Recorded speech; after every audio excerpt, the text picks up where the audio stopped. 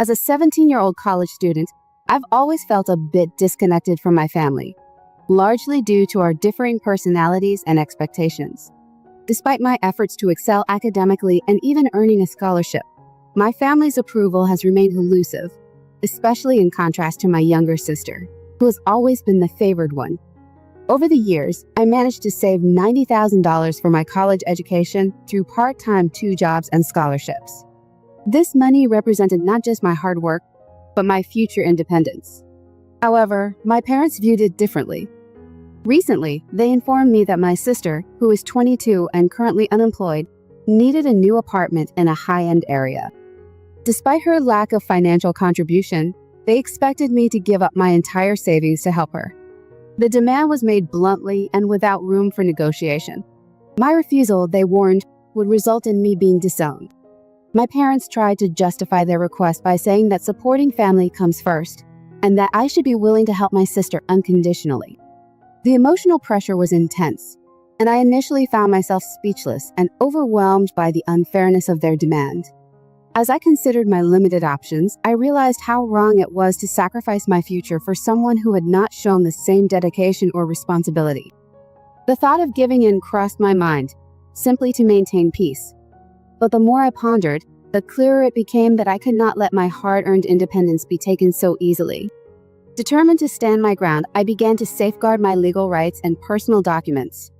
I quietly moved my valuables to a friend's house, preparing for the possibility of having to leave my family home. It was a daunting prospect, but I knew I had to be ready for any outcome, including the worst-case scenario of estrangement from my family. This decision wasn't easy, but it was necessary to protect my future and uphold my values. So, I decided to reach out to my college's housing office to explore any emergency housing options they might offer. Although they didn't have immediate accommodations, they did provide information on local resources that could assist in times of need. It wasn't much, but it gave me a starting point. Armed with this information, I confronted my parents with a clear stance. I would not surrender my savings. Their response was explosive. My father accused me of selfishness and ingratitude, while my mother tearfully claimed I was tearing our family apart over what she trivialized as a little money. If it was indeed trivial, I wondered why they couldn't cover the expense themselves. During this confrontation, my sister Ellie had an outburst, accusing me of ruining her life and disregarding her happiness. The atmosphere at home grew increasingly toxic. My parents' communication was either filled with guilt-laden remarks or cold silence. My mother stopped talking to me altogether, while my father made cutting remarks whenever I appeared. Ellie acted as though I had personally betrayed her. Despite their continuous threats and emotional manipulation, I stayed firm and began to secretly move my valuables to a friend's house, preparing for an imminent departure. I also reached out to other friends to keep them informed, and they offered their support, suggesting I consider legal action if necessary. The situation escalated when I discovered my parents had attempted to access my bank account, planning to withdraw my savings without my consent. Anticipating such a move, I had already secured my funds by emptying and closing the account. Confronted with their failed attempt, their anger erupted. My father branded me ungrateful and destructive to our family. My mother's response was to lament and question how I could do this to them. I stood my ground, informing them that they had crossed a line and that I was done being victimized. If they wanted me out, I would leave, but not a penny of my money would go with me. To ensure that my side of the story was heard, I took to social media. I posted a detailed account of the events, including their demand for my savings, their threats, and their emotional tactics. I shared screenshots of their texts and the bank alert showing their attempt to access my account. I tagged not just my immediate family, but also their friends and extended family members to expose the truth widely. The response was immediate and largely supportive. Most people sided with me, criticizing my parents and sister for their actions. Shocked and disappointed, some extended family members who were previously unaware of the depth of the issue reached out. Although a few of my parents' close friends attempted to defend them, they were mostly overshadowed by the overwhelming criticism. News of the situation spread quickly, affecting my parents' social and professional lives. Colleagues began to view my father differently, leading to strained work relationships, and my mother found herself increasingly ostracized from her social circles. As for Ellie, her plans for the new apartment crumbled when the landlord learned of the controversy, leaving her furious and blaming me. But by then, I was resolute, no longer concerned with their reproaches as they faced the consequences of their own actions.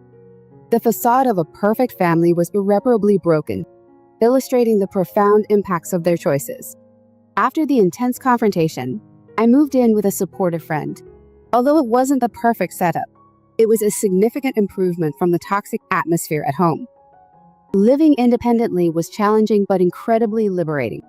I could concentrate on my studies and plan my future without the constant fear of my family attempting to exploit me further. The aftermath of my decision did not sit well with my parents. My phone was bombarded with a mix of threatening and pleading messages, urging me to delete the public post and return home. They even attempted to reshape the story, claiming they were only trying to help Ellie out of a tough spot. However, the truth was already out, and my decision to cut contact was firm. I blocked them on all communication platforms and even consulted a lawyer about securing a restraining order if necessary. This step was hard, but crucial for my peace of mind. During this period, some distant relatives came forward, offering support and expressing regret for not intervening earlier. My college, upon learning of my circumstances, extended additional financial aid, which came as a massive relief. This challenging journey brought significant personal growth. I became more confident and self-reliant, and my academic performance improved significantly now that the constant family-induced stress was gone. I also forged new friendships and established a dependable support network. Looking forward, my goal is to achieve complete financial independence, and I'm seriously considering permanently severing ties with my family. The cycle of toxicity needed to end, and I was committed to breaking it. Building a future where I didn't have to constantly anticipate the next familial betrayal was essential. It's been 2 months since I first shared my story publicly. I appreciate all the support and advice I received, which helped me navigate these turbulent times. After moving out and going public, my life became a whirlwind. My parents and Ellie reacted poorly, oscillating between anger and attempts at emotional manipulation. I adhered strictly to my no-contact policy, although it was challenging. About a week after I moved out, my mother unexpectedly showed up at my friend's place. Somehow, she had found out where I was staying. She was tearful, pleading for me to return home and insisting they wanted to make amends. However, her words soon turned to guilt trips about the damage I was causing to the family and how Ellie was suffering because of my actions. It was then I realized that nothing had fundamentally changed. I firmly told her to leave, threatening to call the police if she didn't. She left, but not without claiming that I was breaking her heart. The situation escalated further when my father tried contacting my college for information about my classes and whereabouts. Fortunately, I had already informed the administration of my situation, so they disclosed nothing. This attempt to track me unnerved me significantly. Ellie also began appearing at places she knew I would be, like the library and the coffee shop near campus, oscillating between angry outbursts and desperate pleas for the money. This confirmed that maintaining distance was the right decision. Moving forward, my focus is on building a life where I am no longer overshadowed by familial obligations or expectations. A life truly my own. After leaving home due to the escalating situation with my family, I had to alter my daily routines for safety, and even asked friends to accompany me to and from classes. About a month later, my aunt, my mom's sister, reached out wanting to meet. I was wary but agreed because she had always been kind to me. We planned to meet in a public spot, but to my dismay, I discovered she was acting on my parents' behalf. They were waiting nearby, hoping to confront me. Feeling deeply betrayed, I left immediately and decided to block my aunt's number as well. The narrative war continued on social media, where my parents tried to sway public opinion by labeling me a troubled child who had stolen from them and fled. Although a few believed their story, most recognized the truth. It was painful to see family friends and distant relatives taking sides, but I was thankful for those who supported me. Amidst this, Ellie escalated things by starting a GoFundMe campaign, claiming she was the victim of financial abuse, needing to escape a toxic family environment.